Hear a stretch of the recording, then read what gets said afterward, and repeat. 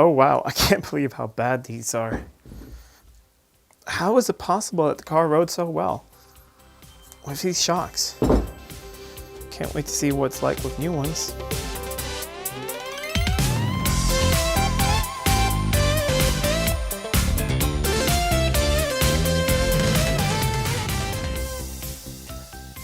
Welcome back to Living with a Classic. Today we're in my workshop and we'll be working on the 1977 XJ12. If you're new to my channel, there'll be a link coming up pretty soon where you can see an introduction video to this car, see a little bit of history behind it and why I love it so much. But now, back to replacing the front shocks. I did the rears a couple of years ago, but the front ones, they're not original to the car, but they've been on there quite a while. One side is pretty soft and the other side is almost frozen up. Also, these little bushings I think are completely worn out because when you go on pretty rough roads, sometimes you get a bit of a clunking from the front end, which I think is from the shocks. But we'll find out later when we do a test drive. I got these shocks, they're OEM for the car. I got them from S&G Barrett's in the UK. There'll be a link down below to where you can buy them as well. The procedure for replacing these will be the same for a lot of Jags. These shocks fit all of the Series XJs, so Series 1 through Series 3, all of the XJSs, and probably some more. Anyways, now I'm going to put the car in jack stands, make it safe to work on, and I'll be back when the car is up in the air. Now the car is safely on jack stands and the front wheels are off. I pretty quickly noticed that, yeah, that bushing is pretty well past it, just like I thought. And yeah, I do plan on replacing all these now in the near future. There is no play or anything in any of the suspension, but we're going to replace them anyways, so that will be in a future video.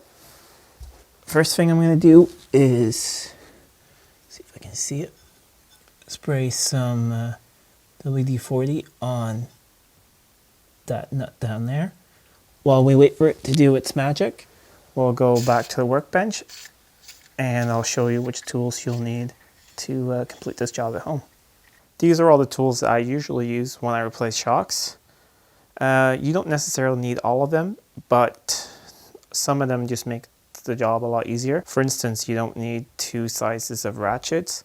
It's just I like to use a smaller ratchet in tight spaces and then a larger one to get some better torque.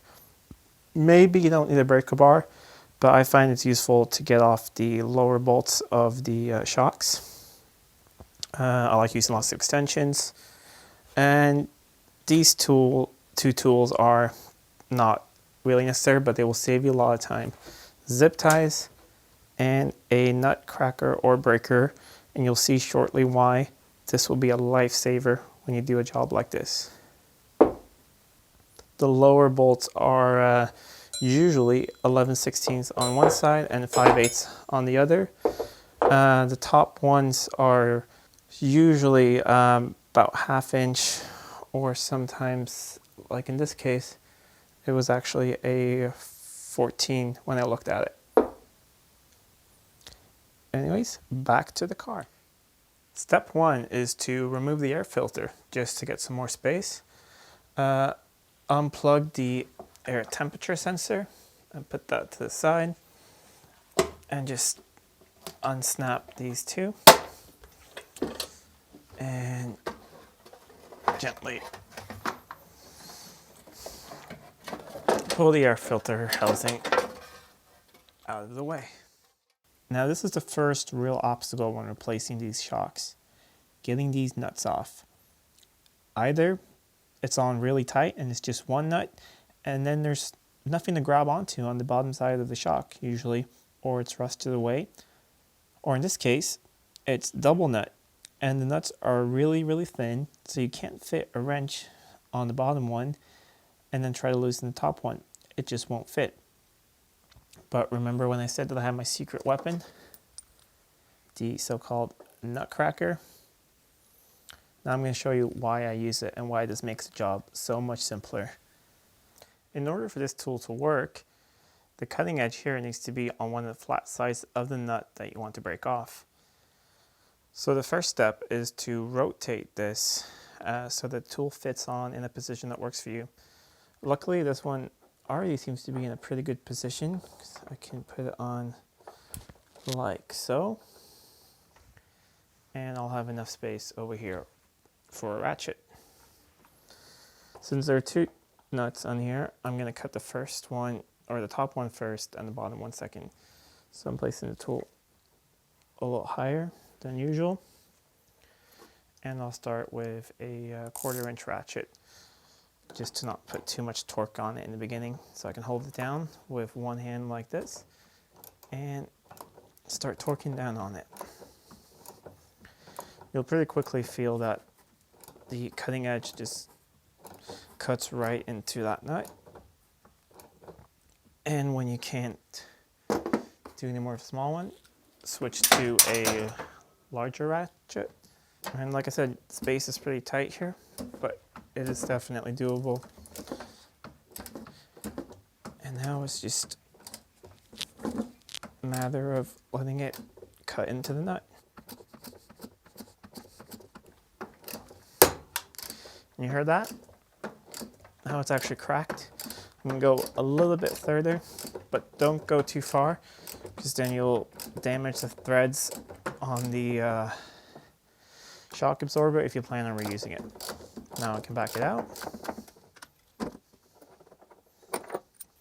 Now get your oversized socket on there, and it should come off really simply, just like that.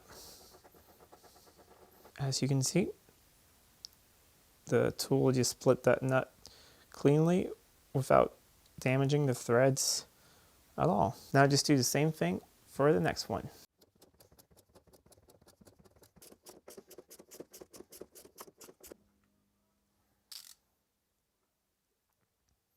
And that's the last one off.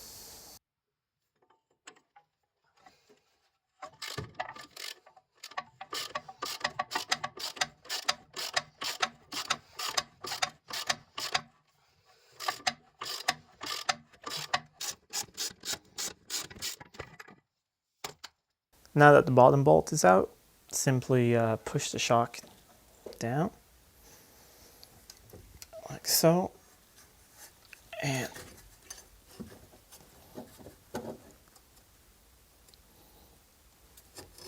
you can pull it out. Easy as that. This shock is definitely worn out. The bottom bush looks good though. And top bush is not that bad on this side. Let's compare a new one versus the old one. Here's a new one. I can compress it, but it takes a lot of force. It's also very smooth. Here's an old one. It doesn't go up by itself, and I can just easily compress it. So definitely time to change these. Now when it comes time to put these in the car, it's really hard to keep them compressed without the risk of maybe one of the bands that they come with will jump off. You might scrape your suspension or anything. So here's my next trick. You use zip ties. Start by putting a zip tie here on the bottom. Make sure that you can still get the bush in place in the car. Zip it so that you can still get something in between there, because you're going to put another zip tie through there. And you're going to make a sort of loop.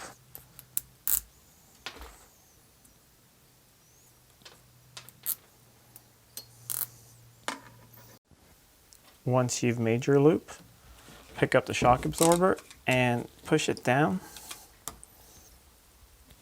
And you can put the loop over like so. Take your last zip tie and sort of thread it through that loop.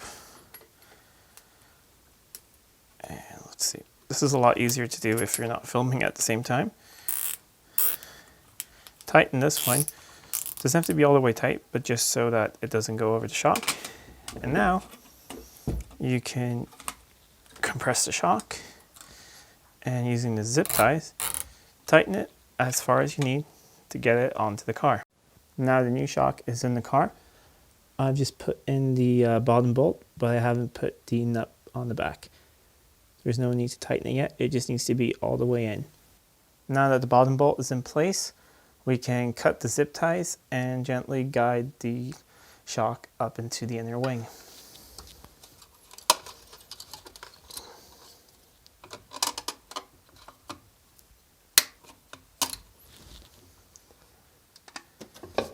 And it's in place. With everything in place down here, it's just a matter of putting in the upper part of the bushing and the top washer and the nut.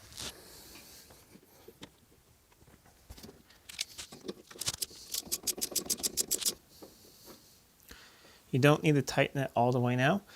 You can tighten the rest when the car is back on the ground and you have some weight on the suspension. Don't forget to, of course, tighten the bottom bolt. And now, simply do the same thing on the other side. Okay, so I didn't think I'd be filming anymore until everything was back in place, but I just wanted to take off the second shock absorber, and man, this one is even worse. There's nothing left. You see, once I push this one in, it doesn't go out at all. All right, I'm just gonna put the new one back in on that side. Now that both sides are done, let's see the other side as well. It's time to put the wheels back on, lower the car, and we'll tighten the top nuts.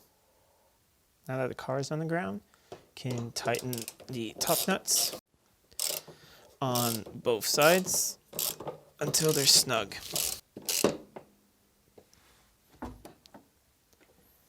Don't forget to put back the air filters if you took them off.